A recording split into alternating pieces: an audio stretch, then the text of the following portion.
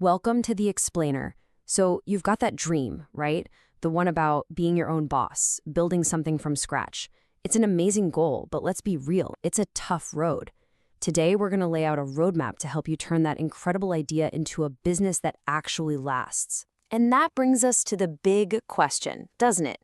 What really separates the businesses that thrive from the ones that, well, don't? I'll give you a hint. It's not about luck. As you're about to see, it all comes down to having a clear, solid framework from day one. First things first, let's get real about the stakes here. The numbers don't lie. Half of all new businesses fail within the first 5 years. 50%. It's basically a coin toss. But you know what? Knowing the odds is the very first step to beating them. So what's the secret sauce? What makes the difference between being a success story and just another statistic? Almost every single time, it boils down to one thing: a solid plan. And look, a plan isn't some document you write and then forget in a drawer. It's your living, breathing map for navigating every single choice you're going to have to make. And that leads us right into our first big phase, crafting your business blueprint. I mean, think about it. You wouldn't build a house without a detailed blueprint, would you? The exact same rule applies here. This is the architectural plan for your entire business. A really strong blueprint stands on 3 key pillars. First up, you have to validate your idea. Before you spend a dime or an hour, you've got to ask, will people actually pay for this? Is there real demand? Second, you draft the actual business plan. And third, you choose your legal structure.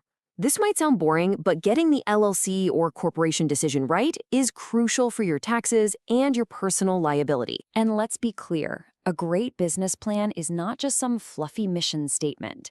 It is a detailed, no-nonsense document. It forces you to define who you're selling to, what makes you different, how you'll reach them, and, of course, how the money is going to work. It's doing double duty. It's your guide for making decisions, and it's your pitch to get anyone to invest in you. Okay, so you've got your map, but a map doesn't get you very far without fuel in the tank. That brings us to your financial engine. Seriously, without a rock-solid grip on the numbers, the best plan in the world is just, going nowhere. So what does a healthy financial engine actually look like? Well, here's a real-world number for you. The average small business that makes it past that tricky 3-year mark earns about $44,000 in annual profit. Now, this isn't some crazy get-rich-quick fantasy. It's a tangible, sustainable benchmark for success. But getting to that point means you have to clear the biggest hurdle of all. A huge reason for that 50% failure rate we talked about, it comes down to money, poor financial planning.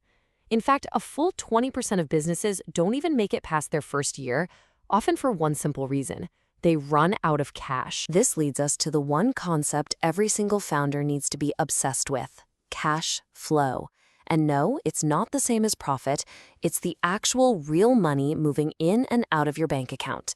You can be profitable on paper and still go bankrupt because you don't have cash on hand to pay the rent or your employees. It truly is the lifeblood of your business. So how do you keep that lifeblood pumping? By tracking your financial health like a hawk. Successful businesses live and die by their KPIs, their key performance indicators. Think of these as the dials on your company's dashboard. Gross margin tells you if your product is even worth selling. Net profit margin shows if the whole operation is making money. And customer acquisition cost tells you exactly how much you have to spend to get a new customer. Flying without these, you're flying blind. Okay, we've talked plans, we've talked money. But a business isn't just a collection of spreadsheets, is it? It's about people. And that brings us to our third section: connecting with people. Because let's face it, you can't do any of this alone. You need customers and you need a team. This is a trap so many new founders fall into. They think a logo is a brand. It's not. A logo is just a pretty picture. A strong brand, man, that's the whole experience.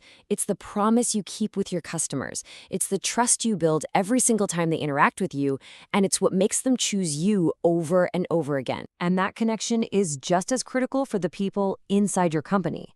One source we looked at put it perfectly: a motivated and talented team can significantly impact growth.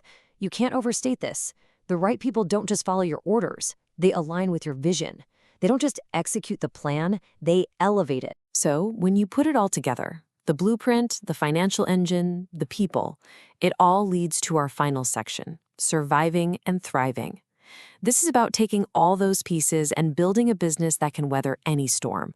It's about being made to last. Because the journey is never, ever a straight line.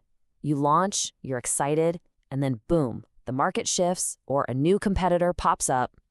Your ability to pivot, to adapt your strategy on the fly without losing sight of your core vision, that's what separates a flash in the pan from a company that achieves real long-term growth. Part of that long-term thinking means doing the less glamorous work of managing risk. It's not exciting, but it's absolutely essential.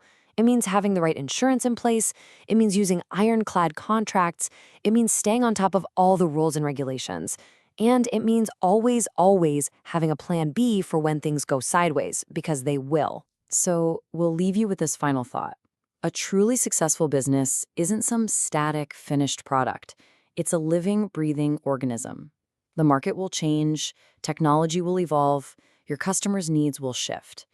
So the real question isn't just, is your business doing well today? It's, is your business built to evolve with tomorrow?